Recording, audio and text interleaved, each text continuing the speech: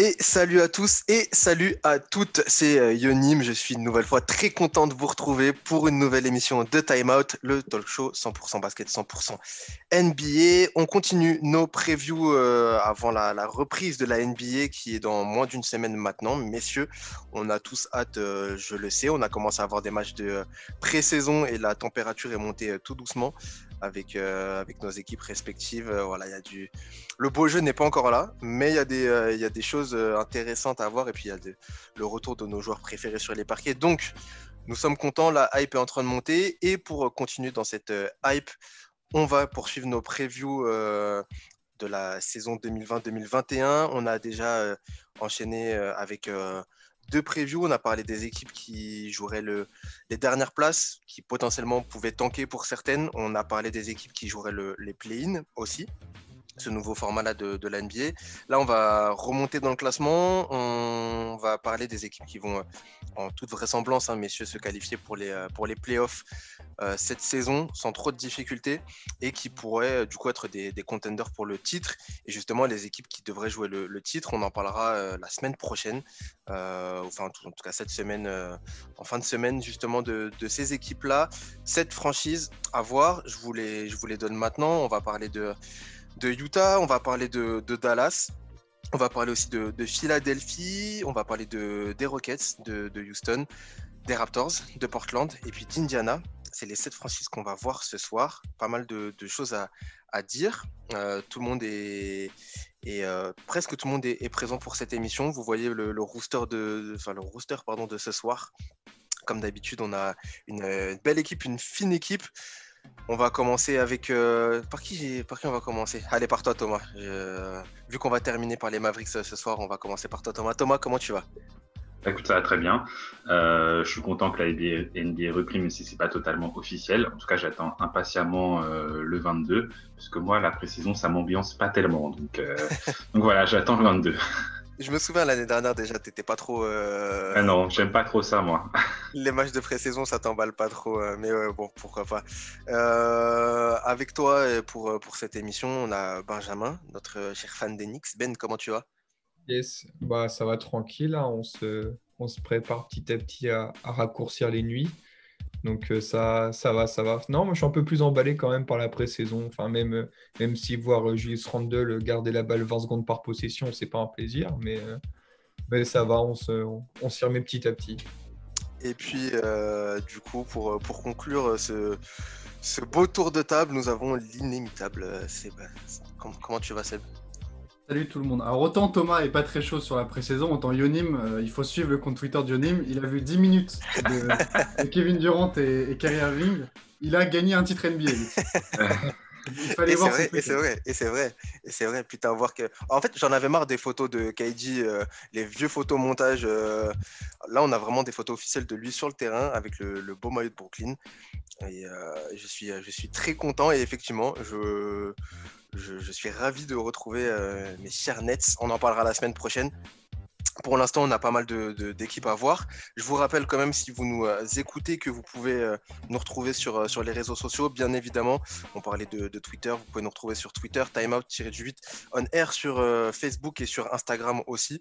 On publie de plus en plus sur Insta. Il y a pas mal de contenu exclusif qui va arriver sur Insta, Timeout NBA Podcast sur Insta. Et puis, bien évidemment, vous pouvez nous retrouver sur YouTube avec déjà notre petite tête et puis surtout pas mal de visuels qui récapent l'émission. Si vous n'êtes pas encore abonné à la chaîne YouTube, n'hésitez pas. Et puis bien évidemment sur toutes les plateformes de stream, que ce soit de Spotify, Deezer, Apple Podcasts, SoundCloud, etc. Vous connaissez les bails, je vous apprends rien. Messieurs, on est parti pour une bonne émission encore. On est parti pour le temps mort le plus long de l'NBA. On est parti pour presque une heure de time-out.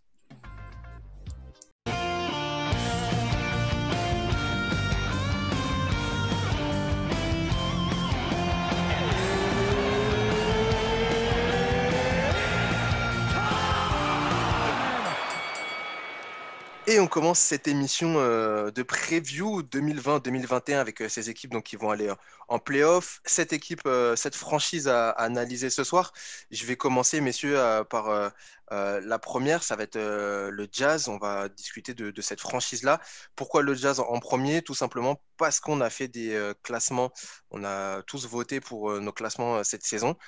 On a fait une petite moyenne et on a mis pardon, plutôt le Jazz en 8e position à l'ouest de la conférence. Voilà, on va remonter tranquillement dans le classement. On va commencer avec le Jazz, donc qui est 8e. Une franchise qui vous paraît un peu moins forte en tout cas que la saison dernière. J'ai pas d'autres mots, voilà, qui aura peut-être un peu plus de mal à aller chercher quelque chose cette saison. Euh, Seb, le Jazz, il y a une équipe assez jolie, mine de rien, voilà, qui a toujours des arguments, en tout cas, à faire valoir sur le terrain. Mais pourtant, vous les mettez 8e. Est-ce que tu comprends un peu ce choix-là de les mettre 8e et est-ce que toi, tu partages cet avis de voir le Jazz à la limite des playoffs? Moi, personnellement, je les ai mis hors playoff. Parce que pour moi, malheureusement, c'est pas tant leur problème à eux, mais plus que autour d'eux, un petit peu comme la semaine dernière, hein. C'est plus les autres équipes qui ont step up qui ont vraiment fait de la merde. Ils font plutôt une intersaison intéressante, hein. Faut pas oublier que bon, bah, Bogdanovic, c'est presque une arrivée pour eux parce que il n'était pas là de la bulle, hein. Bogdanovic, pas Bogdan. Bogdan, mais Boyan, Voilà. qui est un joueur aussi costaud, hein, attention. Et donc lui, il va lui rapporter quand même vachement. Ils vont rapporter un petit peu de scoring, un peu de spacing. Favors aussi, c'est une bonne arrivée, je trouve, dans la raquette. C'est quand même une équipe vachement défensive. Euh, Moi, le gros problème que j'ai avec cette équipe, c'est le même que l'année dernière. C'est-à-dire que bah, ça manque pour moi derrière Donovan Mitchell de vrais game changers offensivement. Je pense qu'on en demande trop à Donovan Mitchell. Il va devoir assumer son contrat. Il l'a un petit peu fait dans la bulle avant son contrat, mais il a assumé dans la bulle ce rôle-là. Mais il ne faut pas compter sur un Donovan Mitchell à 35 points de moyenne tous les soirs. Et c'est ce qu'ils ont dû faire dans la bulle pour gagner, quoi. Donc moi, malheureusement, je pense qu'offensivement, c'est quand même assez short. Et puis après, sur le banc, c'est pareil. C'est pas une équipe extrêmement profonde. Quand tu vois ce qui se passe un petit peu à l'ouest en termes de profondeur, c'est quand même pas ça par rapport aux autres. Attention aux blessures aussi. Donc voilà, je suis pas convaincu par cette équipe. On sait que ça va bien défendre, on sait à quoi s'attendre face à eux. Mais pour moi, ça manque clairement d'un deuxième gros scoreur, quoi. Tu l'as dit, je vous affiche hein, la deep chart du Jazz là. Effectivement, en termes de rotation, c'est assez short. On se souvient, et tu fais bien de le mentionner, de cette bulle du côté d'Orlando pour le Jazz qui s'était terminée en 7 là, contre Denver. On les avait quittés là-dessus. Thomas, toi, cette franchise là du Jazz, est-ce que tu partages un peu cet avis d'équipe voilà, qui va avoir du mal à passer cette étape, à step up? On sait que voilà, il y avait une grosse identité défensive pendant quelques saisons. Et on a ajouté Donovan Mitchell pour mettre un peu plus de folie devant. Mais est-ce que ça va suffire et est-ce que tu partages l'avis de Seb là-dessus sur cette équipe? Bah, moi, je suis tout à fait d'accord avec lui. Je pense qu'il a assez bien résumé les choses. Moi, je les ai quand même mis en playoff. Il me semble que, attends, je les ai mis 7e. Donc, je les ai quand même mis en playoff. Mais ouais, il a assez bien résumé la chose. C'est vrai que ça manque d'un deuxième bon scoreur derrière Donovan Mitchell. Et le problème de Utah, c'est que toutes les autres équipes à l'Ouest, elles se sont renforcées. Et eux, ils sont restés un peu sur la même lignée. Donc, ils vont jouer la carte de la continuité. On va voir si ça a marché. Pour certaines équipes, ça a déjà marché. Je pense notamment à Denver ou des équipes comme ça. Mais il faut voir, c'est vrai qu'ils vont avoir plus de mal qu'avant, parce qu'avant c'était quand même une équipe très très solide de la conférence Ouest. Là, ils vont jouer plutôt le bas de classement, enfin par rapport au 8, quoi. Est-ce que j'ai l'impression que, enfin, je ne sais pas si vous partagez mon avis, mais c'est un peu, enfin, ces dernières saisons, en tout cas, c'est un peu une équipe comme plus forte qu'Indiana, hein, mais tout dans le sens où ils sont toujours dans le milieu du classement à l'Ouest. Ils sont toujours bien placés pour les playoffs, mais on les sent jamais en capacité d'aller au-dessus, d'aller dépasser cette étape-là, d'aller chercher une finale de conférence, d'aller chercher peut-être un titre NBA. Rudy Gobert l'a pas mal, est resté aussi, l'a pas mal vendu comme une équipe voilà, qui devait aller chercher ce titre. Pourtant, on n'a jamais le sentiment qu'ils sont capables de le faire. C'est pas cette année qu'ils le feront, je pense. Encore une fois, ça va être compliqué. Je sais pas, Benjamin, toi, tu as ton sentiment sur Utah et cette équipe voilà, qui va se qualifier en playoff vraisemblablement, mais peut-être pas beaucoup plus cette saison en tout cas. Ouais, bah en fait, le souci, c'est qu'actuellement, dans la NBA, il commence à se mettre en place quelque chose de binaire. C'est soit tu peux directement jouer le titre, soit tu tankes et tu essayes de te reconstruire. Et en fait, Utah, ils sont un peu au milieu, ils sont trop forts pour jouer la 14e place de conférence, mais ils sont pas assez forts pour jouer le titre immédiatement. Et souvent, ces choses-là, ça passe par une chose, enfin deux choses. Soit positivement, ils arrivent à amener par quelconque moyen une star supplémentaire, donc la signer ou par trade en envoyant, je ne sais pas, un ou deux picks et des jeunes. Ou de l'autre côté, c'est en tradant eux une de leurs stars pour repartir un peu de zéro. Et donc, bah, je trouve que ça serait quand même dommage pour Utah d'en arriver là. Parce que oui, en effet, l'effectif, c'est quasiment le même que la saison passée, quoi. Donc, on a juste rajouté Favors en plus et bah, le retour de Bogdanovic. Il y a juste eu Clarkson qui a signé. Donc voilà, c'est pas quelque chose de transcendant quand on comparera à différentes autres franchises qui sont améliorées cet été, quoi. Comme la semaine dernière, enfin comme depuis 2 semaines, vous avez tous préparé des joueurs. On a essayé de trouver des joueurs à mettre en avant un peu dans cette équipe, que ce soit le joueur star, le joueur clé. On parle de la pépite aussi, le jeune voilà, à développer, ou en tout cas la grosse promesse de cette franchise. Et puis le facteur X qui peut faire basculer la franchise en bien comme en mal. Du côté du Jazz, Ben, est-ce que tu peux nous présenter les 3 joueurs que tu as choisis qui vont s'afficher pour vous sur YouTube?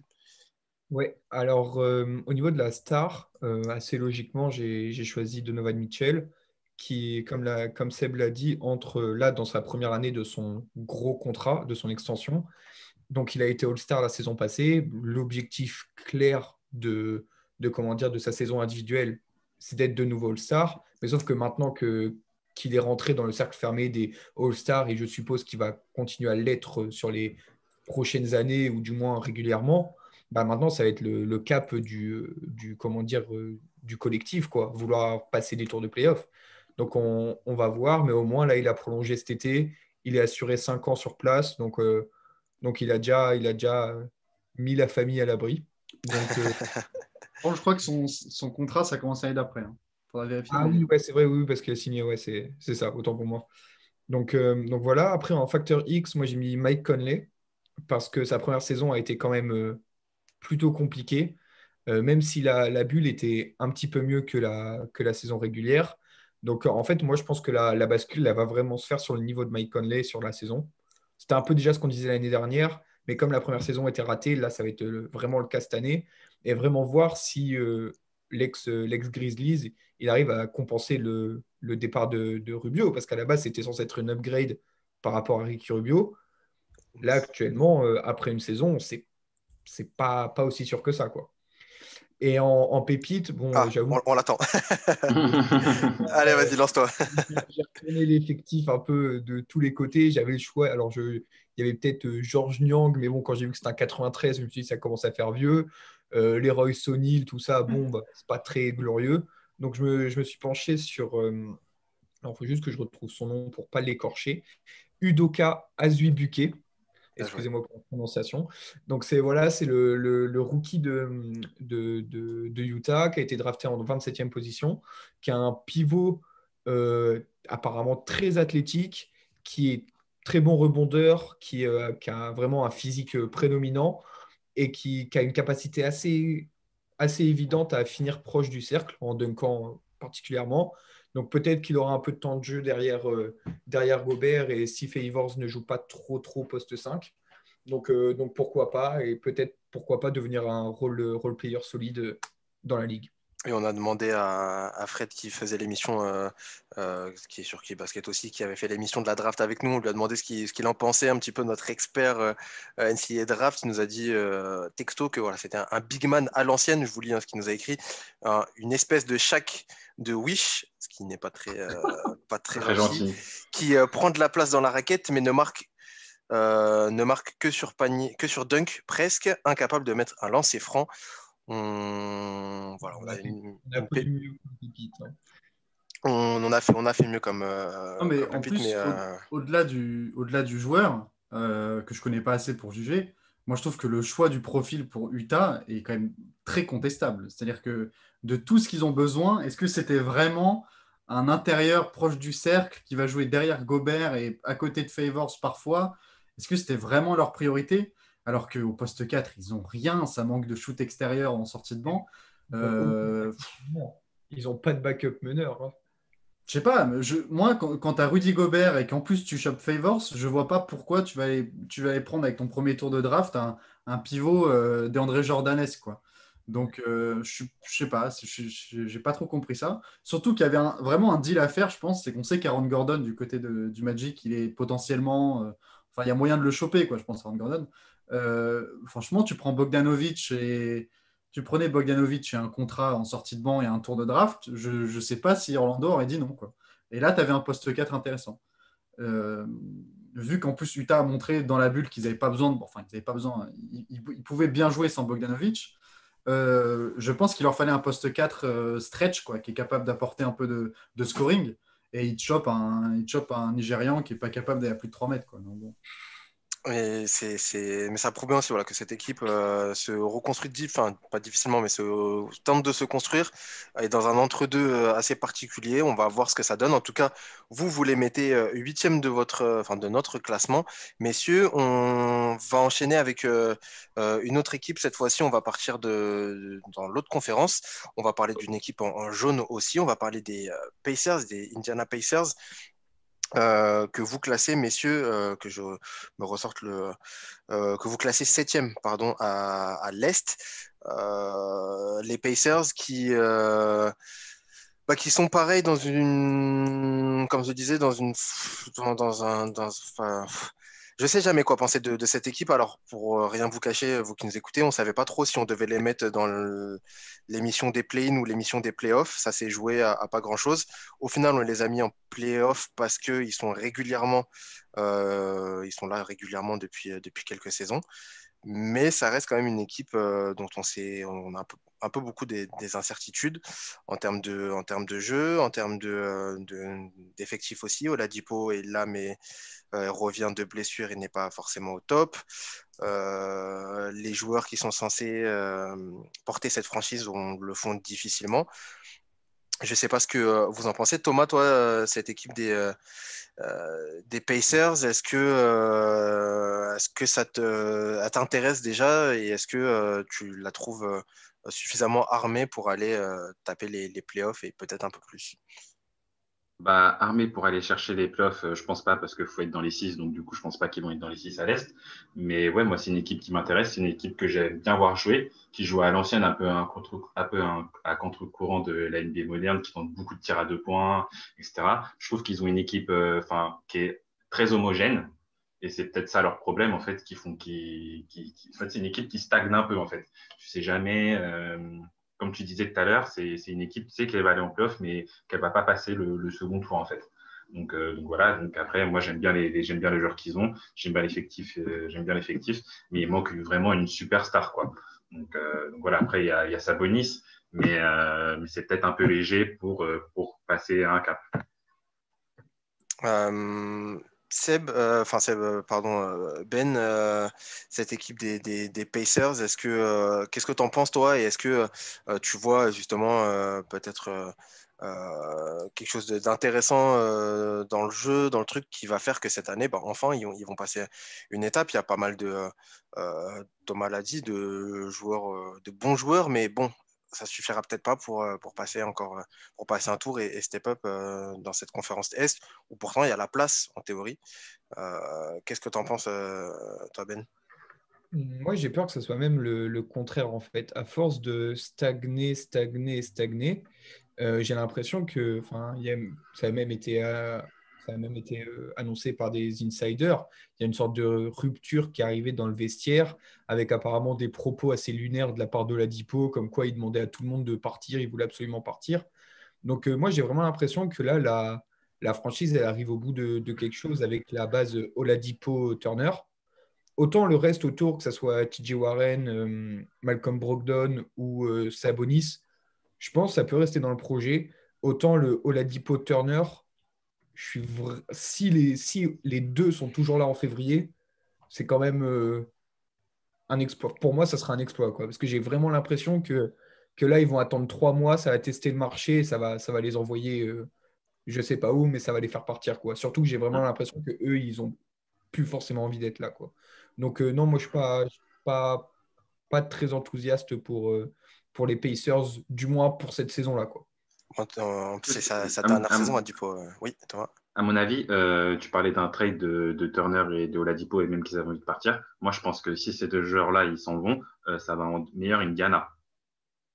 Peut-être, mais en fait, peu importe ce que tu fais, moi, je pense que de toute façon, pour cette année-là, le temps de. Parce que Oladipo et Turner, ça reste deux joueurs majeurs quand même. Donc, il va falloir tout remettre en place, etc. Je pense que ça ne se fera pas immédiatement et que tu ne pourras pas Bah, tu, forcément être performant immédiatement. Toi, tu partirais bah, tu sur un vois, nouveau projet, tu casses et tu reconstruis après.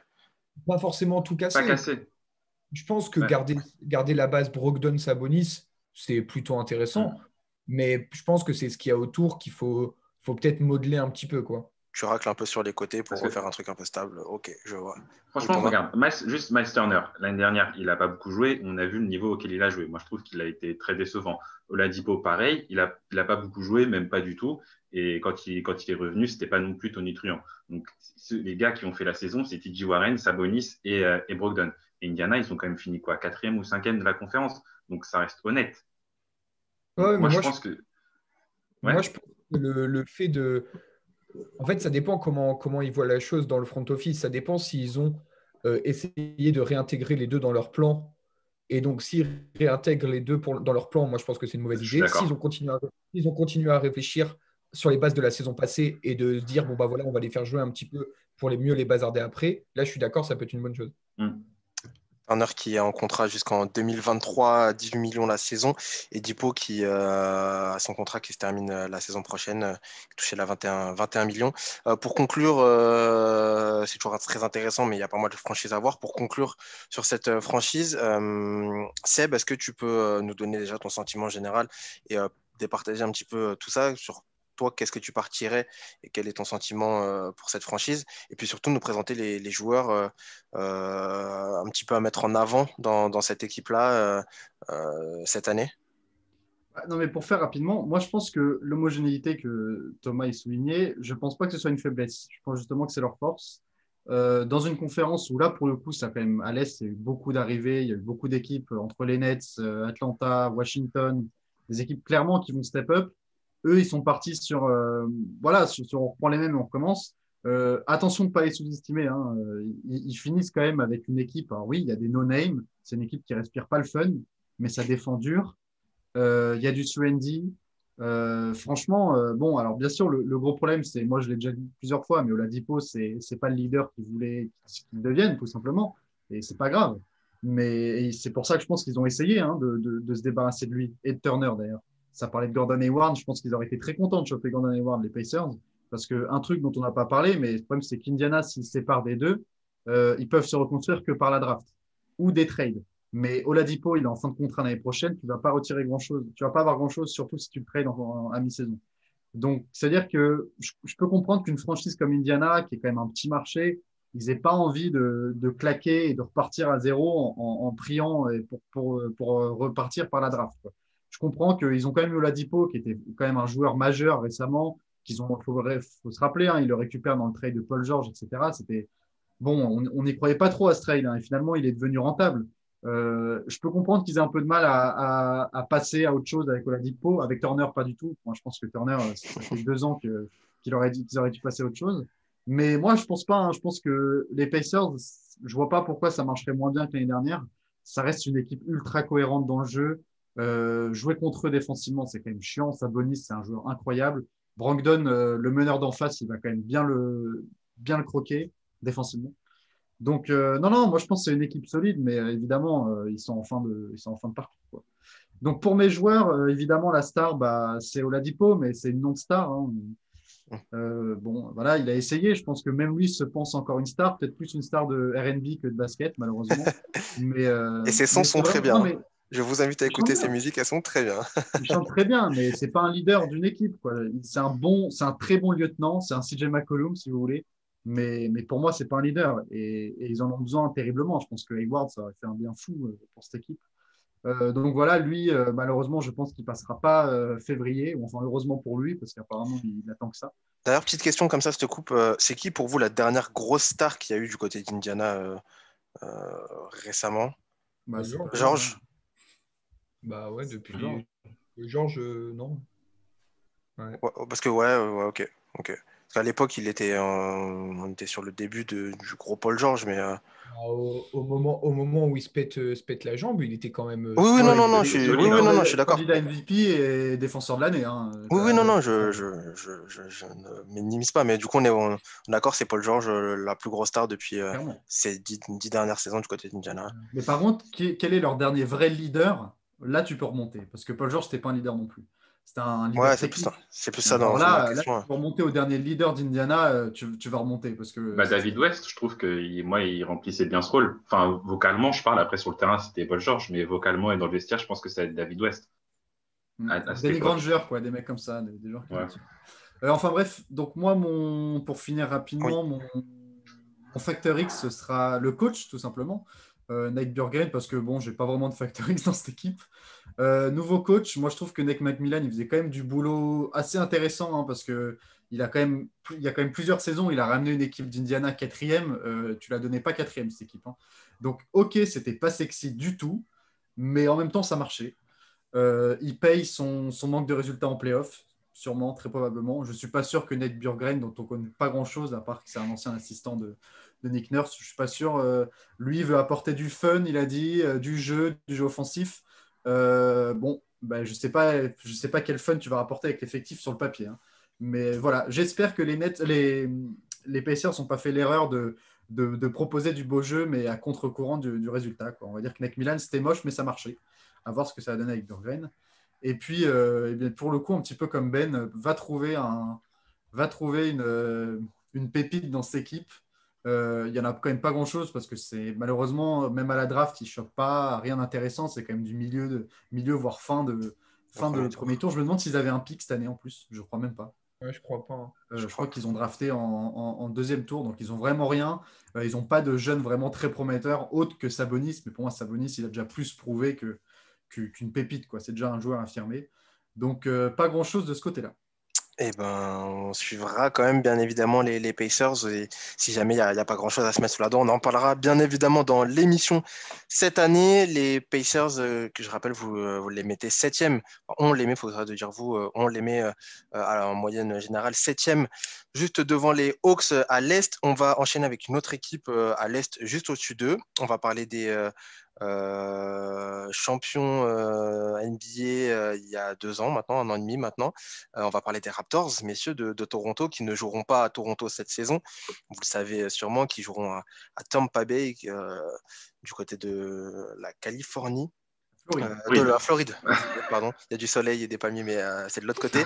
Du côté de la Floride, les Raptors que vous mettez, enfin qu'on met du coup sixième, qui glissent tranquillement, gentiment dans ce classement, mais qui sont toujours là, en tout cas, qui ont perdu pas mal de bons éléments. On va parler de Serge Ibaka, on va parler de Gasol aussi, qui sont partis. Il reste tout de même du beau monde, hein, du côté des Raptors. Est-ce que ça suffira pour aller chercher encore une fois un titre? Ça va être compliqué. Mais est-ce que ils peuvent jouer Possible, même, j'ai envie de dire, désolé, hein, mais ouais, ouais, tu peux, hein. Est-ce qu'ils vont jouer encore les poils à gratter de la Ligue? Sûrement, cette saison, je pense. Euh, Seb, cette franchise, toi, des Raptors, est-ce qu'il y a il y a quelque chose pareil qui te fait un peu vibrer, un peu envie dans cette équipe-là cette saison. Et est-ce que tu y crois quand même un petit peu dans ces Raptors pour faire un peu mieux que sixième peut-être et aller taper un peu mieux à l'Est? Pas convaincu. Je suis d'accord avec cette image de ça glisse lentement mais sûrement, quoi. C'est-à-dire que l'année dernière, ils ont quand même bien limité la casse, on va dire, parce que on pensait vraiment qu'ils allaient chuter. Ils ont quand même fait une saison de patron, surtout Kyle Lowry, hein, parce que quand Kawhi part, on se dit bon, ça y est, ça va s'écrouler. Ils font quand même une sacrée saison, les Raptors, faut pas oublier. Mais là, moi, pour le coup, il y a deux côtés très négatifs dans cette équipe. Déjà, évidemment, c'est le départ de Serge Ibaka. Euh, qui vraiment fait très mal quand on voit le Serge Ibaka de la bulle où il était monstrueux, mais c'était limite le meilleur joueur de cette équipe quoi, avec Kyle Lowry. C'était un vrai stretch, il défendait bien, il apportait du hustle, il était à 50% à 3 points, enfin c'était une dinguerie. Et puis l'autre gros problème, c'est que Pascal Siakam n'est pas le joueur qu'on attendait. En tout cas, pas le joueur que Masai attendait en mettant ce contrat. Est-ce qu'on l'attendait vraiment comme un joueur En tout cas, les Raptors, oui, vu le contrat qu'ils lui ont mis, ils l'attendaient comme un joueur majeur. Et en fait, il s'est planté. Alors, je ne sais pas si c'était juste sur un moment et il va revenir, ou si, voilà, on a vu le plancher de Siakam. Je ne sais pas, mais ce qui est sûr, c'est que niveau salarial, ils sont un petit peu mis dans la merde. Et puis voilà, Kyle Lowry finit par vieillir. C'est une équipe qui se blesse quand même assez régulièrement. Mais au complet, ça reste quand même bien, bien, bien supérieur à ce dont on a parlé depuis le début. Hein, quand même, il ne faut pas déconner. Van Vliet, Anunoby, Kyle Lowry, c'est quand même pas, c'est pas dégueulasse, quoi. Donc bon, après, ouais, c'est une équipe qui, elle, va lentement chuter. Dommage qu'ils ne jouent pas à domicile. Hein. Au Canada, ils auraient pu avoir des fans assez rapidement, je pense. Et on connaît l'ambiance de Toronto. Alors, ils vont être à Tampa Bay. Bon, malheureusement pour eux, à Tampa Bay, il y a un joueur numéro 12 de football américain qui est arrivé dans la ville, qui va un petit peu attirer l'attention médiatique dans les prochains mois. Donc bon, je ne suis pas sûr que les Raptors soient très très bien accueillis à Tampa Bay. Mais voilà, chute progressive, à voir à quelle vitesse ça va aller. Mais moi, je pense qu'ils vont encore limiter la casse cette année. euh, Thomas, toi, cette équipe de Toronto, est-ce que tu partages cet avis d'une équipe qui glisse lentement et sûrement et bon, qui a quand même des arguments à faire valoir malgré tout. On le sait, le coach est toujours là. On est sur une équipe. Certes, Kawhi est parti, et certes, des éléments forts sont partis, mais il y a toujours une jolie structure, en tout cas, du côté de Mhm. Toronto. Est-ce que ça va suffire pour toi, pour les Raptors? Bah ouais, je pense que ça va suffire pour faire les playoffs, mais c'est tout. Je pense pas qu'ils peuvent viser un objectif un peu plus haut. Après, ça va. Enfin, même si Ibaka, c'est difficile de le voir partir. Il y a Ben qui arrive. Moi, je trouve que ça va. C'est un joueur correct qui va apporter un peu de dureté. Et voilà. Et leur seule chance de s'en sortir, c'est par la défense qu'ils ont très bien fait l'année dernière. Et je pense qu'ils vont continuer à le faire cette année. Et voilà, ils ont concrètement la même structure. Ça a marché l'année dernière. Et oui, je pense qu'ils vont glisser un peu beaucoup comparé à l'année dernière. Euh, Il y a enfin, des jolies perspectives, Ben, dans cette équipe. Il y a surtout, alors tu vas parler des trois joueurs que tu as choisis. Vu que je les connais, je sais que tu ne vas pas parler, en tout cas tout de suite, de Davis. C'est un joueur que j'apprécie beaucoup. Je voulais parler un peu. Ça fait partie des jeunes que Toronto a réussi à mettre en avant. Il y a, je pense à Chris Boucher aussi qui était là et qui fait le taf, etc. Il y a des jeunes en tout cas qui arrivent à se développer plutôt bien du côté des Raptors. J'espère pour eux que ça va continuer comme ça. On sait que Fred VanVleet est sorti aussi un peu de nulle part et est sorti un peu de sa boîte en tout cas pour les Raptors et tant mieux pour eux. Il s'est un peu affirmé et il va falloir qu'il prouve. Je te prends pas trop de paroles là-dessus. Ben, est-ce que tu peux nous parler justement des trois joueurs que toi tu as choisis pour cette franchise des Raptors? Ouais. Alors, moi, en star, malgré les critiques à son égard en playoff, j'ai choisi quand même Siakam parce que c'est normalement la tête de proue du projet pour les prochaines années. Parce que Kyle Lowry, là, je crois que c'est sa dernière année de contrat. Donc, on va voir ce qu'il fait, mais c'est sa dernière année de contrat. Il faut que ça reste en tête. Siakam, encore l'année dernière, il avait même s'il était déjà mis en avant, il avait quand même Ibaka et Gasol qui étaient là un peu pour le couver en cas de souci. S'il était en difficulté, voilà, Ibaka rentrait, il mettait de la dureté, il mettait du shoot, etc. Là, il va être beaucoup plus esselé. Oui, il y a Baines qui est arrivé, oui, il y a Alex Len, mais maintenant, c'est quasiment lui comment dire, l'expérimenté de la raquette, quoi. Donc, il va être vraiment, enfin, beaucoup de choses vont vous reposer sur lui. Donc voilà, Siakam pour la star. Je pense qu'il va faire une bonne saison régulière, il n'y a pas de souci. Maintenant, c'est les playoffs comme l'année passée, voir si cette année il réussit à passer le step qu'il a pas passé l'année passée. Ensuite, en Factor X, j'ai mis Fred VanVleet parce que pour moi, en fait, il a typiquement le profil de Factor X, même si c'est devenu quelqu'un de très très solide. Enfin, surtout l'année passée et la fin de playoff de lorsqu'ils étaient champions. Là, il a signé un gros contrat. Alors, je n'ai pas le chiffre exact, mais je crois que c'est aux alentours de quelque chose comme 80 sur 4 ou un truc comme ça. C'est environ entre 18 et 20 millions l'année. Donc, Ouais, c'est il a 20 millions, quand quoi. 20 millions, même- c'est ça. ouais, c'est ça. Donc, c'est quand même un gros, gros contrat. Donc, on va voir s'il va réussir à le valider. Et surtout, je pense que ça a un lien avec la décision sûrement de Kyle Lowry la saison prochaine. Doit y avoir quelque chose parce que je pense que même s'il les vaut ces 20 millions, tu ne donnes pas 20 millions à Fred VanVleet comme ça sans avoir d'idée derrière. Donc peut-être que Laurie re-signera à un contrat beaucoup plus raisonnable ou je ne l'espère pas pour les Raptors, mais un départ peut être envisagé. Et en pépite, alors il y a pas mal de joueurs qui sont plus ou moins connus ou inconnus. Donc on a parlé de Terence Davis, il y a le rookie Malachi Flynn, il y avait aussi Chris Boucher, tous ces joueurs-là. Mais moi, enfin, même s'il est déjà confirmé, j'aime beaucoup Anunoby.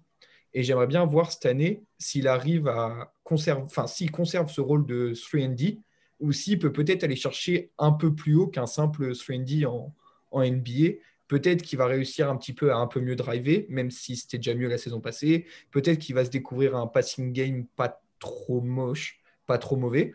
Donc voilà, est-ce que ça restera un Jake Crowder ou est-ce qu'il peut viser un peu plus haut, quoi.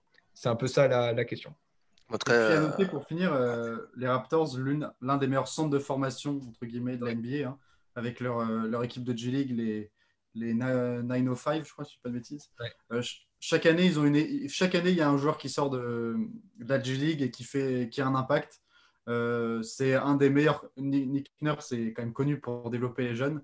Donc, vous pouvez être sûr qu'il va y avoir au moins un jeune dont on ne connaît pas vraiment le nom qui va arriver, un two-way contract, quelque chose comme ça, et qui va réussir à porter, quoi. C'est ce genre d'équipe.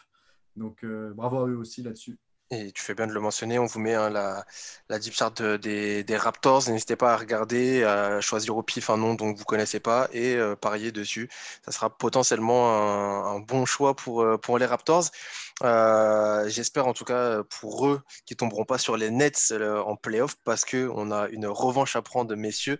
On en a marre de se faire éliminer par les Raptors. Et vous parlez de Siakam qui doit passer un step-up en playoff. S'il tombe au premier tour contre les Nets et Kevin Durant potentiellement, je pense que Pascal Siakam ne passera pas ce fameux step-up, messieurs. En tout cas, on se fait une petite pause tout de suite. On va enchaîner pour cette deuxième partie d'émission. Il nous reste encore 4 franchises à voir dans ces franchises qui devraient faire les playoffs à l'Est comme à l'Ouest. On se fait une petite pause jingle et on enchaîne tout de suite.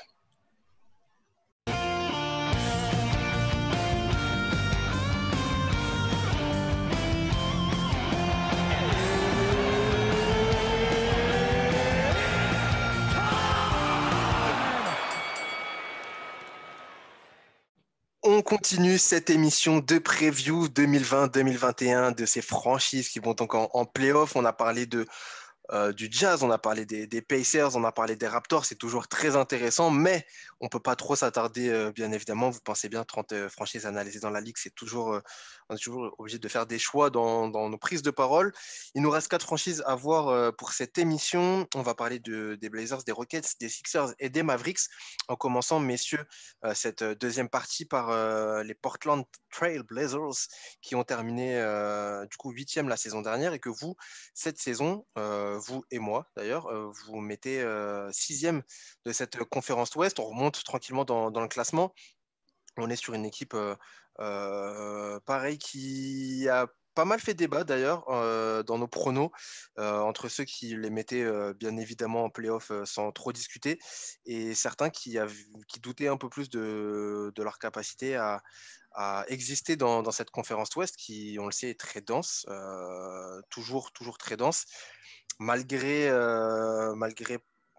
l'effectif qu'ils ont, c'est toujours compliqué. Ils ont fait une bonne intersaison, mine de rien. Je vous mets l'effectif. C'est toujours intéressant à checker.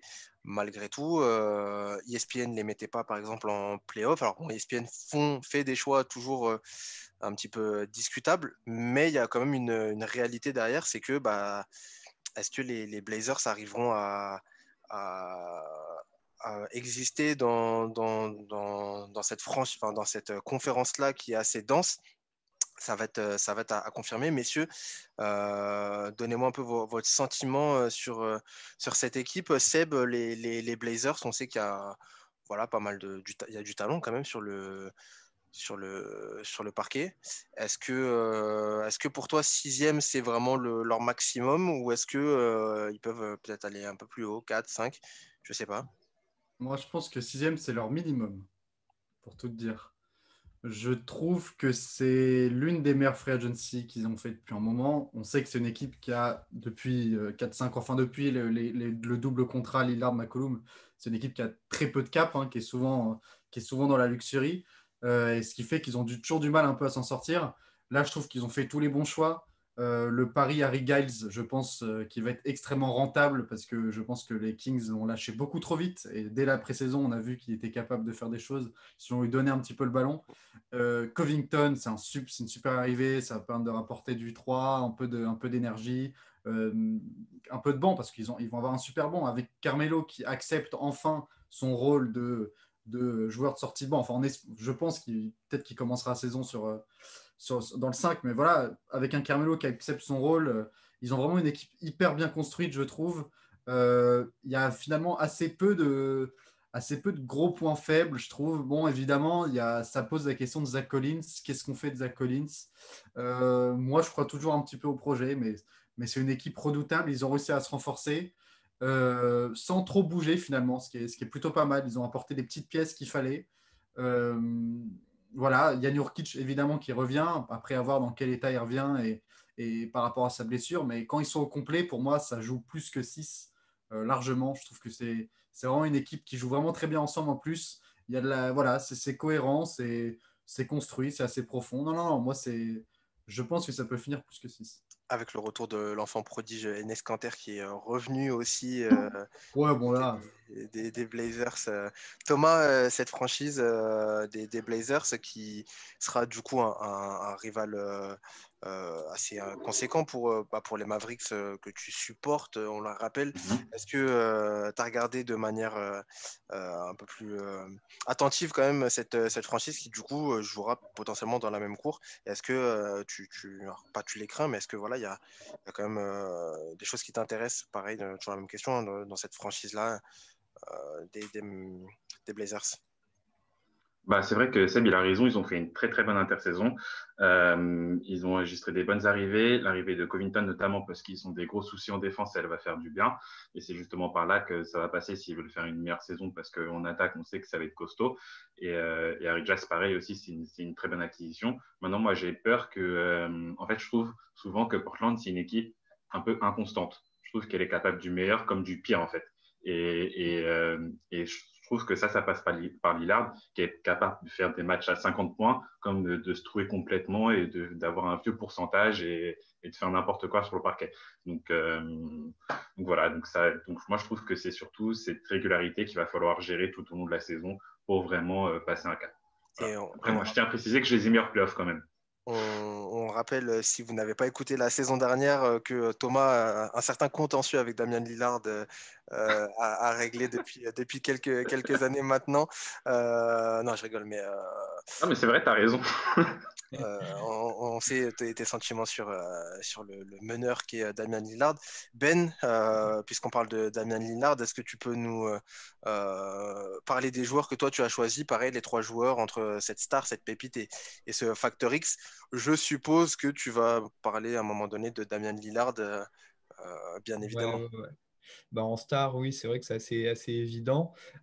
Juste ouais, pour appuyer sur Lillard et rebondir sur ce qu'a dit Tom, je trouve ça, en fait, ce qui est bien, c'est que là, avec leur recrutement, ils ont ajouté plein de petites pièces qui peuvent compenser en cas de sous-performance de Lillard. C'est-à-dire là où avant Lillard devait tout porter sur ses épaules, maintenant ils ont quasiment doublé, voire certains postes triplés pour si Lillard ne fonctionne pas avec, je ne sais pas s'il y a un match, l'axe Lillard-Nurkic ne fonctionne pas, hop, Giles ou Kanter peut rentrer et peut-être que ça fonctionnera. Si ça ne fonctionne pas avec Covington, il y a Derrick Jones Jr. qui sera là. Si ça ne fonctionne pas avec Carmelo, il y a Zach Collins.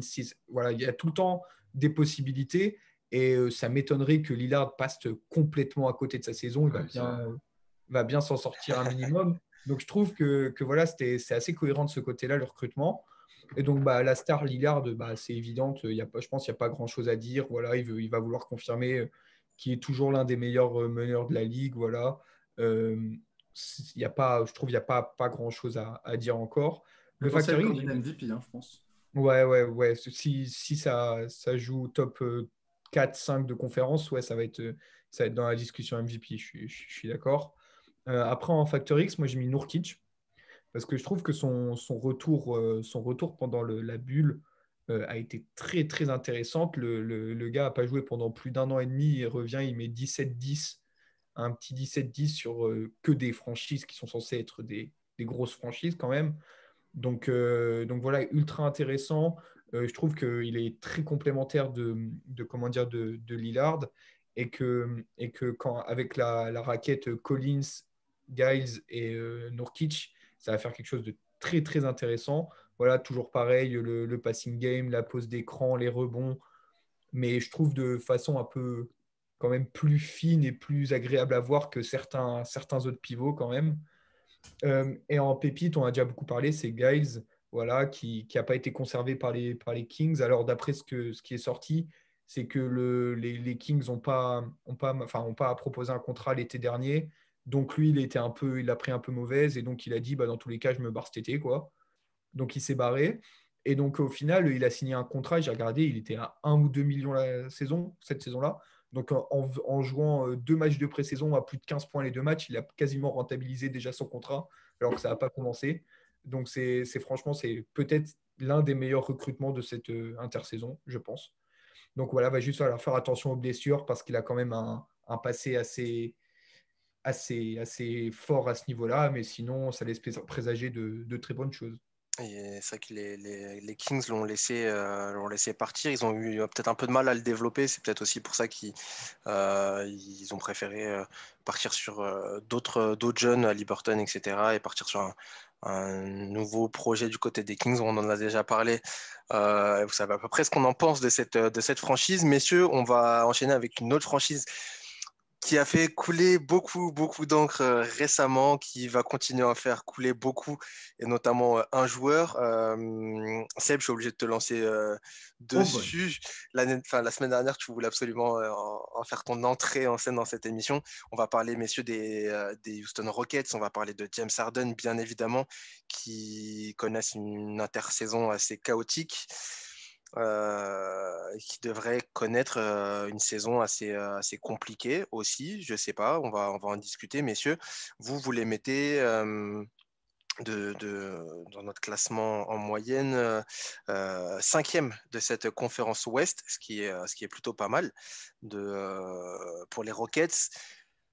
Bon, Seb, faut qu'on en parle. On a beaucoup parlé de Russell Westbrook qui depuis s'est cassé, qui est parti à Washington justement. Il reste James Harden qui a demandé, vous l'avez forcément suivi, qui a demandé son trade, qui est arrivé en retard à l'entraînement, à la reprise, qui fait son ouin-ouin comme d'hab puisqu'il ne veut plus jouer là-bas, qui a choisi une shortlist de franchise pour partir. On était parti sur les Sixers et les Nets. Grand Dieu merci, il n'est pas venu et il partira, il a demandé maintenant à Miami ou les Bucks. Bref, gros bordel. On a changé de coach aussi du côté des Rockets.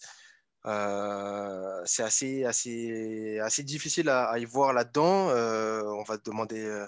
Je vais te demander ton avis, un peu d'expert en NBA, mon cher Seb, Oh, ça- non, mais voilà, Ouais. pour essayer de démêler un petit peu tout ça. Comment tu vois, toi, cette franchise des Rockets et quel est ton sentiment un peu après cette intersaison un peu difficile, voilà, disons-le comme ça, au bas mot.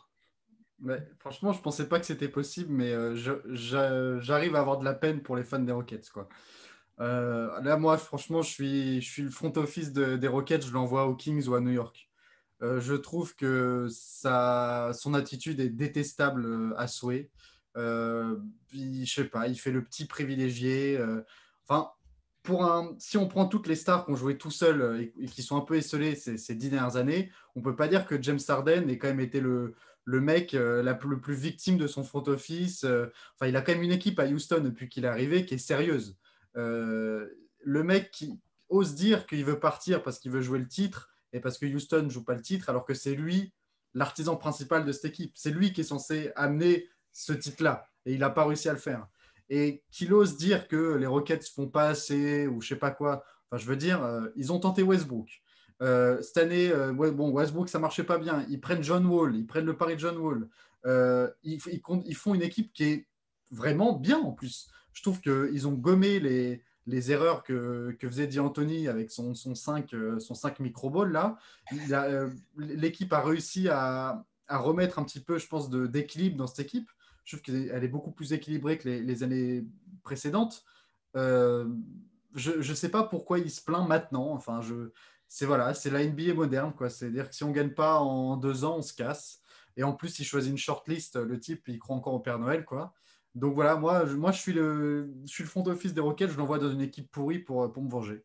Parce que je trouve vraiment que c'est du gâchis, parce que le joueur, on peut en penser ce qu'on veut, c'est quand même un joueur assez incroyable, un des meilleurs scoreurs de l'histoire de cette ligue. Il a une équipe pour jouer le titre, enfin je veux dire, il a une équipe pour jouer le titre, le mec.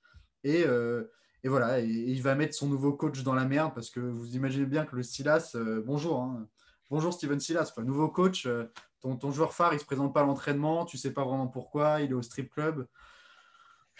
C'est pas facile, quoi. Je veux dire, moi, je suis pas fan des Rockets et pourtant, je suis dégoûté pour eux parce que il y avait beaucoup mieux à faire. Et si ça se termine comme ça, c'est assez terrible, quoi. Effectivement, l'arrivée aussi de Demarcus Cousins qui fait partie des stars en termes de jeu à voir, mais en termes de potentiel stars et en termes d'étoiles, c'est assez intéressant pour les Rockets. Ben, pareil, quel est ton sentiment sur cette franchise et surtout à quoi on peut s'attendre? Seb parlait d'une équipe un peu mieux construite que les saisons précédentes. On a rajouté un peu de taille, on a rajouté Christian Wood aussi qui est arrivé et qui devrait mettre un peu de taille dans cette raquette, un petit peu plus de jeu, en tout cas, enfin, ça soit un peu plus varié que ce qu'on nous a présenté avec Mike D'Antoni ces dernières saisons. À quoi est-ce que tu t'attends, toi, du côté des Rockets pour cette saison 2020-2021 avec, comme on l'a dit, un nouveau coach, Stephen Silas? Bah moi, honnêtement, l'effectif tel quel, donc aujourd'hui, donc on est le 14 décembre à 19h20, hein, voilà. Peut-être que dans 2 heures, ça aura changé, je ne sais pas. Et donc là, actuellement, l'effectif, je ne sais pas, j'aime bien. Mais oui, Je sais pas, il y a pas mal de mecs, soit des mecs revanchards qui ont envie de jouer, qui ont l'air de quand même s'apprécier, parce que Wall, Demarcus Cousins, ça fait un moment qu'apparemment ils voulaient jouer ensemble et tout, deux anciens Vraiment de, ça. de la fac ensemble, etc. Christian Wood, j'ai beaucoup aimé la fin de saison passée, c'était très intéressant. Il y a toujours PJ Tucker, il y a Daniel House, Eric Gordon. Donc l'effectif en soi tel quel, tu rajoutes un Harden focus à 100% dedans, en Mhm. priant que les deux gros blessés s'en sortent. Bah, c'est hyper bien en fait. C'est ça qui est ultra dommage. C'est là où je rejoins Seb, c'est que s'il y a bien un moment où il ne faut pas demander son trade, attends l'été prochain. Attends l'été prochain. Tu joues là cette année. Si Demarcus Cousins il se refait un genou, si John Wall il tourne en 10-10 ou 10-8, tu vois, ça ne va pas le faire. Bah là, tu peux dire, bon les gars, j'en ai un peu marre, je me casse.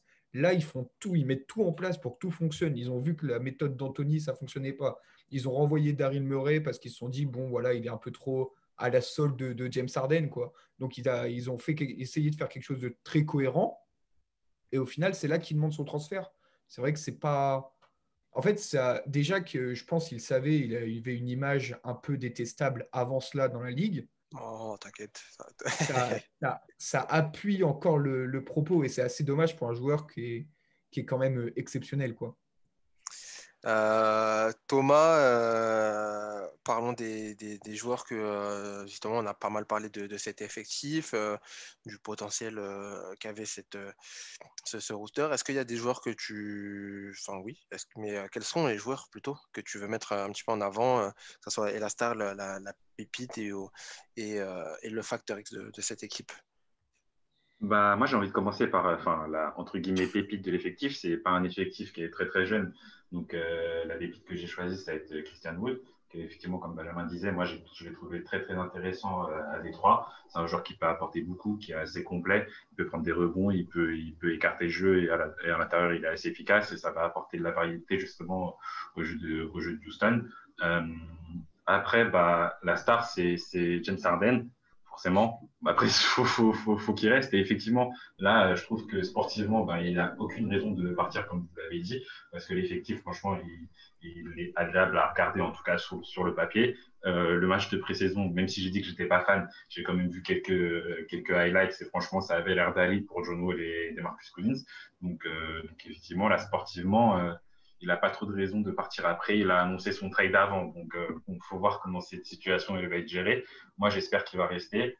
Donc voilà. Et au niveau des facteurs X, j'ai choisi les deux blessés qui reviennent là, John Wall et Demarcus Cousins. Je pense que le succès de la saison du Sun, il va forcément passer par eux parce que si James Harden y reste, on sait très bien qu'il va poser des stats, ça c'est sûr. Donc voilà, et ça va passer par eux et leur niveau de jeu et comment ils vont revenir, comment ils vont encaisser la totalité des matchs, les back-to-back, les matchs à répétition, etc. Donc voilà, ça va passer par là le succès de Houston. La petite question que j'ai envie de vous poser, savoir qui veut répondre, comment ça va, mettons que James Harden reste, comment va se dérouler l'association avec John Wall, à quoi on peut s'attendre en termes de jeu, est-ce que ça va être un peu comme avec Westbrook, on n'a pas trop parlé entre nous dans l'émission encore de l'arrivée de John Wall, est-ce que ça va se passer comme avec Westbrook cette saison, est-ce qu'on va avoir quelque chose d'autre en termes de contenu basketballistique en tout cas, avec et James Harden et John Wall. À quoi vous attendez, Thomas, peut-être? Si je peux me permettre, moi je trouve que en fait, James Harden, on lui a fait une mauvaise réputation et je pense que la réputation qu'il a aujourd'hui, c'est complètement et juste et 100% de la faute de Maury d'Anthony. Moi, je pense que c'est un joueur qui sait passer la balle, qui peut être très altruiste aussi. Donc voilà, je pense que la physionomie de jeu qu'a proposé Houston avant lui a trop collé à la peau et tout le monde le voit comme un joueur qui est soliste, individualiste, etc. Alors que je pense que c'est pas du tout le cas, moi. Et je pense que sous le commandement de Steven Silas, il peut très bien jouer autrement et Houston peut très bien jouer en passe et collectivement, surtout s'il reprend les mêmes principes de jeu qu'il avait à Dallas, parce qu'il était coach assistant spécialisé dans l'attaque. S'il reprend les mêmes principes de jeu qu'il avait à Dallas, je pense que ça peut très bien marcher pour Houston. Et puis, un truc qui peut être cool, c'est voir John Wall plus en arrière off-ball, surtout en début de saison pour qu'il reprenne le rythme. J'aimerais bien voir un John Wall un peu plus 2, quoi, qui porte moins la balle, ou alors dans les séquences où James Harden n'est pas sur le terrain. Je sais pas à voir. Je pense que pour lui, ce serait pas mal d'utiliser sa vitesse. On l'a encore vu sur les pré-saisons, je sais plus qui en parlait. Le premier pas, il l'a toujours. Sa vitesse, il l'a toujours. Jouer un petit peu là-dessus, essayer de lui développer un jeu off-ball. Je sais pas, pourquoi pas, parce que James Harden ne lâchera pas la balle. Enfin, il va peut-être, d'accord, il s'est passé, mais c'est quand même James Harden le premier ball handler de cette équipe, quoi. Et donc, pourquoi pas essayer de développer James Harden dans ce rôle de plus arrière, finalement, qu'il abandonne un petit peu la balle. Ça peut être intéressant avec sa vitesse, mais je sais pas, faut voir. Ben. Ouais, moi, juste pour finir, moi, ce que je trouve intéressant avec John Wall, c'est que en fait, l'année dernière, on entendait beaucoup les entre guillemets role players des Rockets dire bah, en fait, on attend dans un corner et on voit jamais le ballon. Et donc, quand il nous arrive dans les mains après une demi-heure, bah, bizarrement, on touche la tranche parce qu'on bah, on l'a pas touché le ballon depuis une demi-heure, quoi. Sauf que là, John Wall, on a déjà vu même pendant la pré-saison, il prenait des écrans et directement, il avait la passe laser dans un corner, enfin, ce qu'il a toujours su faire en fait. Et je pense que même au-delà de l'association Harden-Wall, ça va être beaucoup plus intéressant pour tout ce qui est Gordon, Daniel House ou PJ Tucker, qui sont des joueurs ultra corrects derrière l'arc et qui ont un peu perdu ce rythme à force d'être entré dans une caricature totale la saison passée, quoi. Donc je pense que vraiment l'association, ça peut le faire et en plus de ça, ça peut redynamiser tout ce qu'il y a autour, s'il a la santé, bien sûr. Attendez, juste, on est d'accord que l'année dernière, l'attaque de Houston, elle était ultra statique et qu'il n'y avait même pas d'écran. C'était juste des Non, ISO mais et c'était Harden, il jouait un contre un son caricaturé. truc. Ouais, Donc, ouais. à partir de ce moment, tu veux faire la passe à qui? C'est les 4 joueurs qui sont sur le terrain, ils restent statiques. Non, mais après, je suis d'accord, mais là, faut. Enfin, comme ça. c'était le principe de Houston et bon, ça fait partie des choses qui ont fait que voilà, les Rockets n'ont pas eu toutes les faveurs des fans de la NBA en général. Forcément, leurs fans bon, étaient relativement contents, quoique, parce que ça gagnait quand même, mine de rien, mais ça fait partie des choses qui ont fait que Houston a eu du mal à conquérir un petit peu un nouveau public en termes de jeu, en tout cas avec James Harden. Peut-être que ça va changer avec l'arrivée de John Wall, si Harden arrive à se remettre un petit peu dans le moule et un petit peu dedans là, pour cette saison. Voilà pour les Rockets. On en parlera forcément cette année, messieurs. Vous inquiétez pas, tout au long de l'année et de la saison qui va arriver. Il nous reste encore 2 franchises à voir, messieurs. On va parler des Philadelphia Sixers. Cette fois-ci, on va aller dans la conférence Est. On va parler de la franchise chère à notre Théo national qui fera la prochaine émission et voilà, qui a laissé sa place pour parler des Sixers que vous mettez 5e de la conférence Est. Messieurs, on l'a dit, Daryl Morey est arrivé, il y a pas mal de choses qui ont bougé, quoique on a gardé, on va dire, l'axe principal, à savoir Joel Embiid et Ben Simmons. Alors Ford est parti, on avait une équipe qu'on considérait comme mal construite, en tout cas pour les Sixers. Est-ce que ça a changé cette année avec cette intersaison, messieurs? Est-ce que c'est un peu mieux, Ben, les Sixers? Est-ce que tu les vois mieux qu'avant, en tout cas, et peut-être mieux construits et peut-être plus ambitieux, enfin pas ambitieux, mais en tout cas qui peuvent nourrir un peu mieux leurs ambitions de titre cette année? Alors, je ne sais pas si ça peut viser le titre immédiatement, mais ça paraît déjà, pour moi, un peu plus cohérent. Alors, ça paraît comme des petits ajustements parce que l'axe 1, 4, 5 reste même avec Tobias Harris, Embiid et Simons. Mais comment dire, les arrivées, donc c'était Danny Green notamment et le Seth Curry. Cette curie, Seth Curry, c'est deux arrivées qui peuvent, je pense, que faire du bien. Alors, je ne sais pas à quel point ça fera du bien, mais c'est forcément positif parce que c'est ce qu'on disait, on en a parlé au moment de l'émission Changement de coach. Le souci, c'était pas forcément enfin, tout le monde parlait du spacing, mais le souci, c'était pas qu'ils prenaient pas de tir à 3 points. C'est juste que, vu que c'était que des tireurs moyens ou moyens plus, bah, personne n'avait peur d'eux. Donc voilà, tu mets des systèmes défensifs en place pour que ça devienne inutile. Et là, avec Danny Green et Seth Curry, des bons systèmes, normalement, ça apportera immédiatement comment dire, de la dangerosité, quoi. En plus de ça, il y a eu aussi les arrivées de Terence Ferguson, du rookie Tyrese Maxey, de Dwight Howard en backup de Embiid. de Vincent Donc, Poirier aussi, faut le noter. ouais. Bon, il va jouer 3 minutes. Non, pardon. Non, mais Non, oui, mais... je suis d'accord. non, mais oui, moi je trouve ça plutôt intéressant.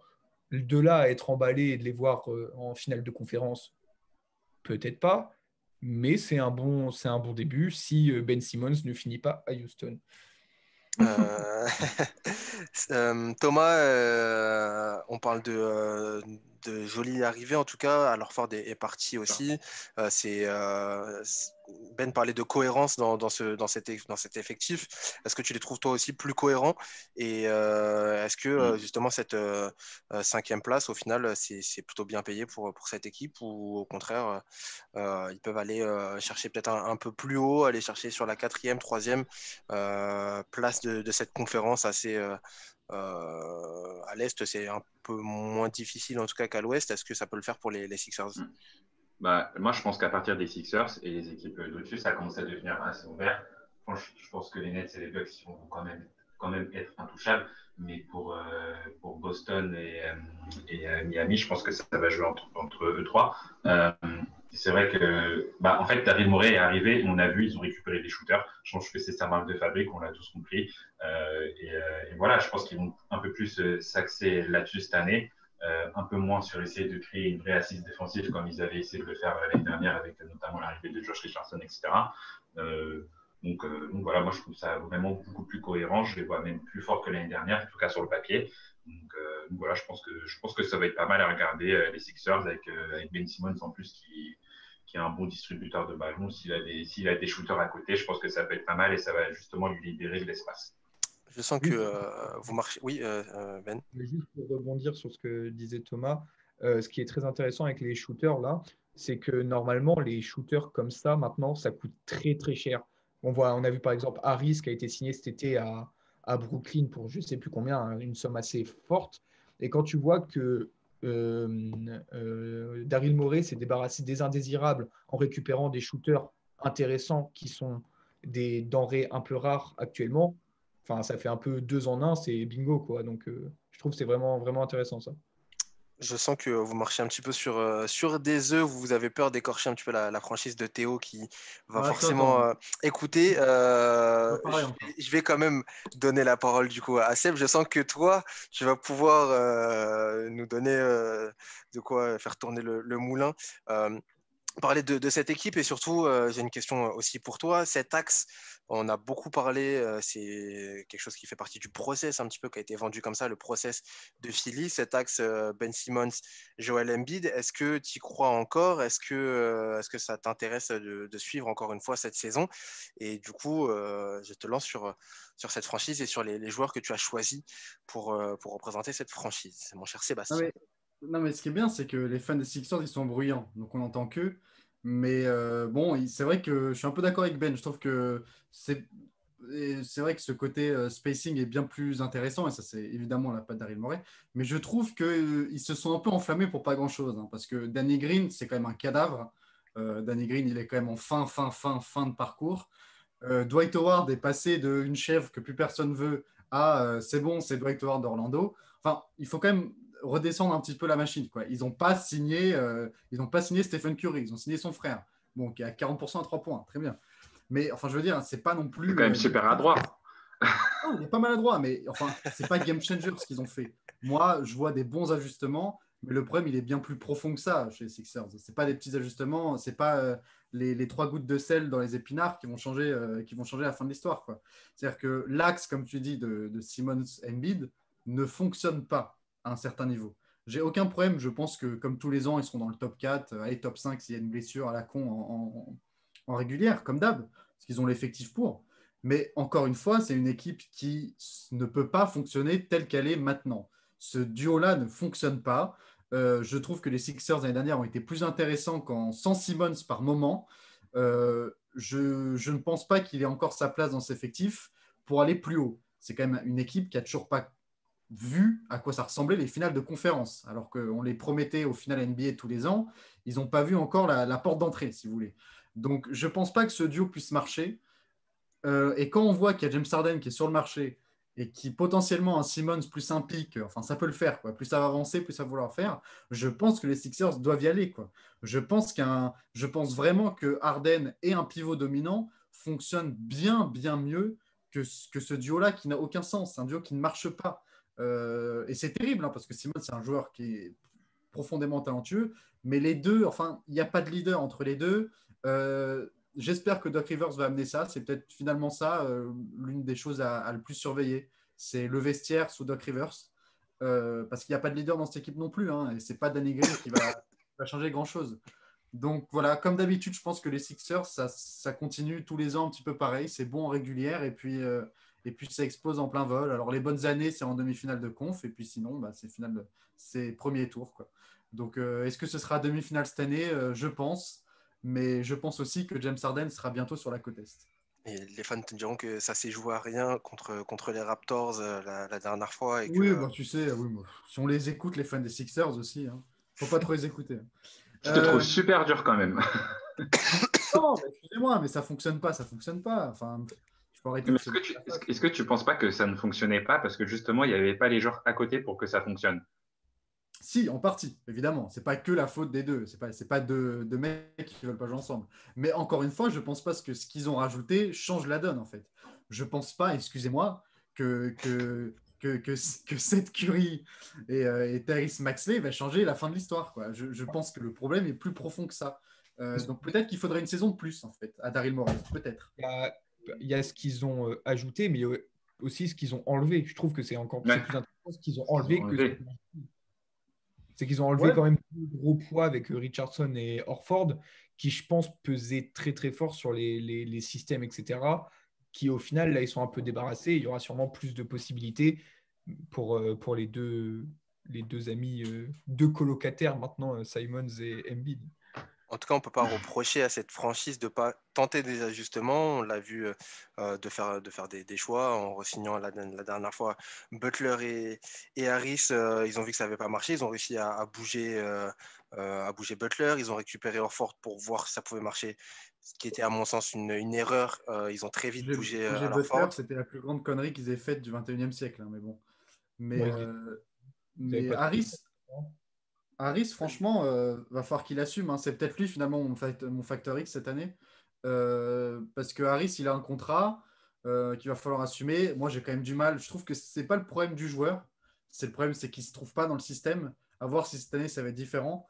Parce que le joueur est vraiment talentueux, mais on lui a souvent demandé trop, ou alors on lui demande quelque chose qu'il ne sait pas faire. Et ce qui est quand même assez dommage, mais je pense que c'est un joueur qui est trop talentueux pour nous refaire une saison comme l'année dernière. Mais voilà, il faut lui laisser un petit peu plus la balle aussi. Je pense qu'il doit avoir un petit peu plus la balle en main. C'est quelque chose qu'on ne voit pas assez. Mais ça peut être un facteur X parce qu'un bon Harris, ça peut changer de dimension cette équipe, quoi. Et puis voilà, et sinon, bah, évidemment, la star, c'est un star avec un S, hein, parce qu'il y en a deux. Enfin, il y en a deux, mais il n'y en a aucune, parce que, encore une fois, les deux ne sont pas des stars pour moi, en tout cas pas des leaders. En tout cas, pas ensemble. Embiid tout seul, je ne suis pas convaincu. Simmons tout seul, je sais que c'est une superstar et que c'est un leader. Embiid tout seul, j'en suis pas convaincu. Donc, ce qui sera intéressant, c'est voir quel choix va faire Daryl Morey, ou plutôt quand il devra libérer un des deux, parce que tout le monde le sait. Je veux dire, c'est un secret de Polichinelle que les deux, ils vont pas passer leur vie ensemble, quoi. Il y en a un des deux qui va partir un jour. Et le petit jeu, c'est de savoir qui. La rumeur tourne autour de Ben Simmons. Je me demande si c'était pas plutôt l'inverse qu'il faudrait faire et pas dégager Embiid. Désolé, les fans des Sixers. On attend que ça soit Théo, notre cher Théo, ou tous les fans des Sixers d'ailleurs, ou même tous les autres fans de la NBA, si vous avez des petits pronostics à donner justement sur cette franchise et leur place, leur départ et sur ce qu'ils doivent faire ou pas, sur votre avis général, n'hésitez pas à le mettre dans les commentaires ou à nous répondre sur Twitter aussi au moment où on partage l'émission. Messieurs, il nous reste une toute dernière franchise à voir ce soir pour conclure cette émission. Thomas, tu vas être ravi puisqu'on va parler des Dallas Mavericks. On se fait tout de suite une petite pause jingle. C'est la dernière. Tu as de la chance, Thomas, on va faire une pause jingle juste pour cette franchise. On Le va meilleur parler, pour la fin. on garde le meilleur pour la fin, peut-être. On va en parler justement de cette franchise-là. On se fait une petite pause tout de suite et on enchaîne pour la dernière partie, la troisième et dernière partie de Time Out ce soir.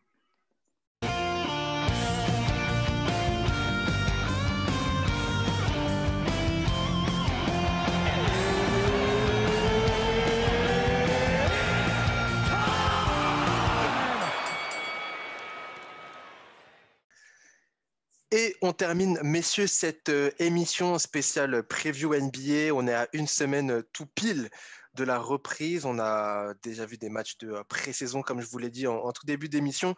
On commence tranquillement à monter dans la hype. On a une semaine, on est en train de faire nos previews. Il nous reste une dernière franchise à voir aujourd'hui. Thomas sera ravi, je te donnerai la parole en dernier. Tu l'as dit, le meilleur pour la fin. Mon cher Thomas, on va parler bien évidemment des Dallas Mavericks. On a remonté le classement de ces équipes voilà, qui devraient, sans trop de problèmes, pour certaines en tout cas, faire les playoffs. Les Mavs, vous les mettez quatrième quand même à l'Ouest, ce qui n'est pas une mince affaire, on le sait, dans cette franchise, dans cette conférence Ouest, on l'a dit et répété, qui est assez dense, qui s'est pas mal renforcée aussi. Les Mavs quatrième, c'est une sacrée perf. Ben, tu m'as dit il y a quelques secondes que tu étais très hypé par cette franchise. Est-ce que tu peux te développer un petit peu sur cette équipe qui, je pense que beaucoup de gens qui écoutent cette émission vont partager un peu ton point de vue de hype un petit peu sur cette franchise des Mavs. Est-ce que tu peux détailler un petit peu ton ressenti sur les Dallas Mavericks? Ouais, ben en fait, je pense qu'ils sont vraiment sur la pente ascendante et que c'est pas la saison prochaine que ça va s'arrêter. Parce que les quelques ajustements dans l'effectif qu'ils ont fait me paraissent cohérents. Il y aura maintenant, comment Porzingis, il commence à vraiment être bien de retour en jambes. Voilà, il aura eu une saison un peu où il jouait pas les back-to-back, où il était en repos, etc. Donc là, il a vraiment, il est normalement en pleine possession de ses capacités. Doncic, bon, il n'y a pas grand-chose à dire. Il y a forte chance qu'il soit au minimum au même niveau que la saison passée et avec de la chance encore meilleure. Donc bon, ça fait peur. Donc top Et oui, 3, donc, MVP, enfin oui. top 3, top Ouais, 5 MVP. normalement, bah, normalement, ouais, c'est dans la même. Enfin, on a parlé de Lillard un peu plus tôt. Pour moi, c'est juste, c'est dans le même acabit, quoi. C'est les gars qui seront 4-5, quoi. Donc voilà. Donc ouais, pour venir sur les arrivées, voilà, ils ont récupéré Richardson de Philly, donc qui, je pense, aura beaucoup plus d'espace que ce qu'il avait à Philly et qui lui permettra de, je l'espère, retrouver le niveau qu'il avait à Miami en tant que troisième lame derrière le duo Porzingis-Doncic. En plus, tout le monde sait le Doncic, la triple menace qu'il est, que ce soit à la passe, sur le dribble, au shoot. Il va pouvoir, je pense, vraiment aider Josh Richardson pardon, à ce niveau-là. Après, il y en a une autre arrivée qui est peu de personnes en parlent, mais je la trouve très intéressante. C'est Wes Iwundu, parce que le point négatif de Denver, pardon, de Dallas la saison passée, c'était vraiment la défense. Parce ils avaient vraiment, c'était la défense et le clutch. Parce que je ne sais pas pourquoi, ils n'arrivaient pas à finir les matchs. C'était assez bizarre. Mais oui, donc pour la défense, Iwundu, c'est vraiment le mec typique qui embête personne, qui défend, qui quand on lui passe la balle, bah, il tentera de mettre son 3 ou il tentera peut-être un cut et il arrivera au panier. Mais enfin, je pense, j'ai pas regardé son salaire, mais il ne doit pas être payé grand-chose pour ce qu'il peut potentiellement apporter en rotation, quoi. Donc franchement, moi, je suis pas mal hype. Donc plus pressé de voir ça dès la semaine prochaine, quoi. Euh, Seb, je te passerai la parole après. Thomas, t'inquiète pas. Je te Non, laisse non. préparer tous tes arguments. Je sais qu'ils sont déjà prêts. Ah, Thomas, il Euh, se range les ongles. Non, euh, non, mais Seb, cette franchise, est-ce que toi aussi tu es sur une sorte de petite hype en tout cas et est-ce que on a beaucoup parlé, enfin beaucoup, on a parlé un petit peu la semaine dernière des équipes League Pass, un petit peu, sur lesquelles on va cliquer, sur lesquelles on va regarder. Est-ce que les Mavs en feront partie et surtout à quoi tu t'attends effectivement, est-ce qu'on va être dans cette orgie un peu encore offensive Thomas en avait parlé dans les émissions précédentes de Dallas qui faisait partie des meilleures attaques de l'histoire, La meilleure. la meilleure d'ailleurs euh, en termes de statistiques. Est-ce qu'on va continuer sur cette lancée-là selon toi avec cet effectif-là et voilà à quoi tu t'attends un petit peu pour les Mavs cette saison? Bon, il n'y a pas de raison que ça continue pas, hein. Je vais faire assez court, mais évidemment, comme tout le monde, hein, enfin, quel connard va dire non, les Mavs, non. Évidemment que je suis hypé, parce que ça joue, c'est tellement fun, c'est tellement le basket qu'on a envie de voir plus souvent, quoi, je veux dire. Et leur reconstruction est tellement admirable qu'on on ne peut que les supporter, en fait. Une reconstruction qui aura duré 1 an, hein, tellement elle aurait été courte. Mais non, je suis d'accord avec Ben, je trouve qu'ils ont pas brûlé d'étape, surtout. On en a vu beaucoup des équipes comme ça qui avaient un joyau et qui ont voulu direct après la saison de l'éclosion vouloir choper une autre star et classer un effectif pour avoir un autre nom, quoi. Et je trouve qu'ils ont fait le bon choix. Après, l'organisation et le coach fait que de toute façon, il n'y aura pas d'erreur de ce côté-là, mais ils ont fait vraiment les bons choix en grillant pas d'étapes, quoi. Ils savent ce qu'ils peuvent avoir, ils connaissent leur plancher finalement. Et ils l'ont juste monté un petit peu et je pense que ça suffira. C'est une progression constante. Je pense que les fans des Mavs, ils ne s'attendent pas à gagner le titre cette année, quoi. Mais ils savent que ça monte progressivement et que voilà, cette année, il faut aller encore un peu plus loin en playoff. Et puis l'année d'après, pourquoi pas.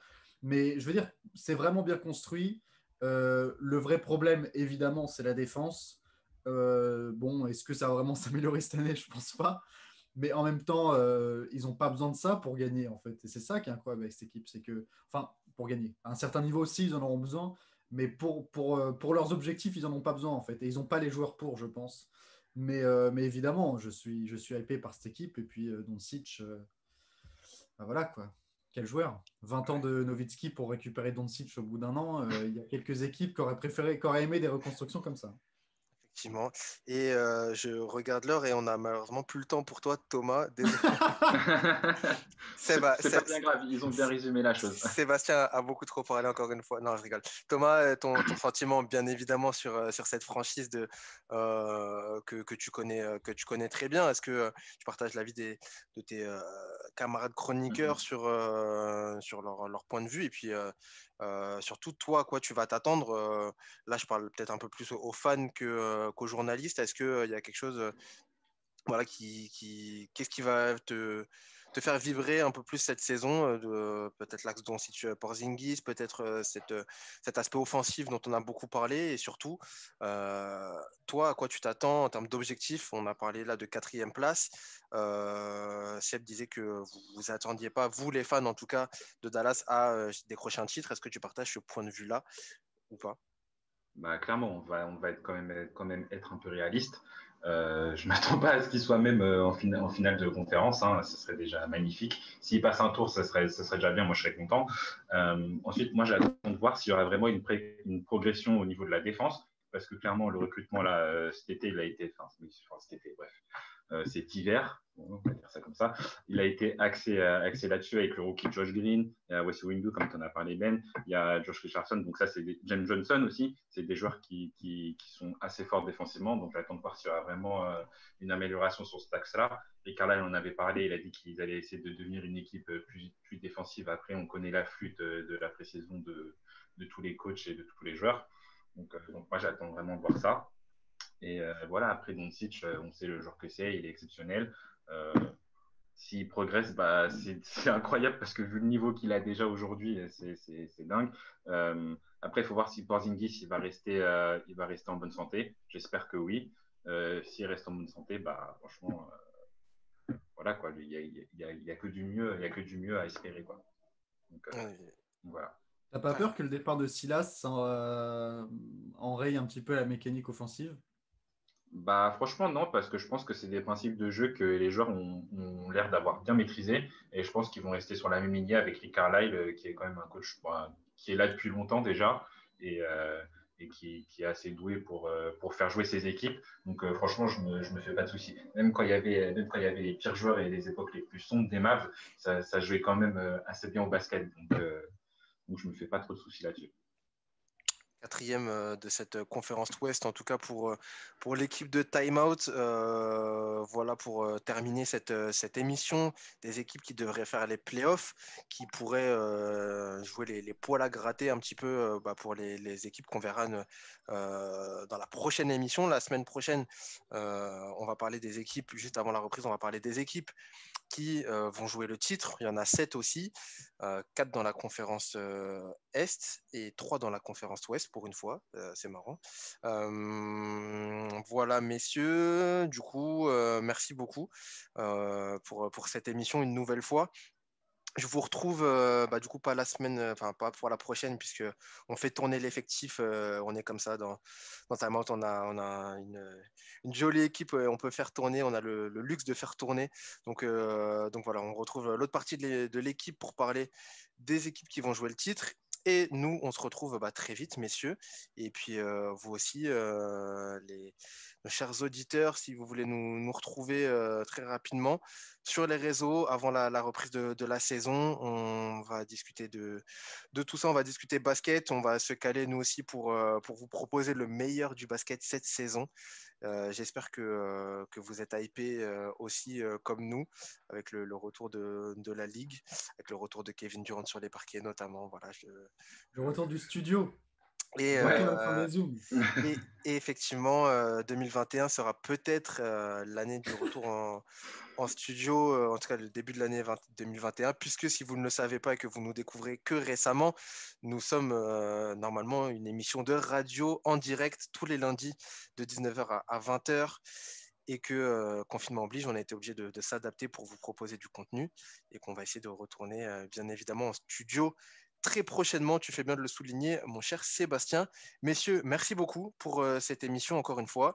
Rejoignez-nous sur les réseaux, je vous l'ai dit, sur Twitter, sur Facebook, sur Insta et sur YouTube, bien évidemment. Si vous voulez réécouter l'émission et toutes les émissions précédentes pour écouter vos équipes préférées, ça se passe sur les plateformes de stream. Et puis nous, on parle la semaine prochaine des équipes qui vont jouer le titre. Messieurs, merci beaucoup et ciao. Bonne semaine à tous. Ciao. Salut. Ciao, ciao.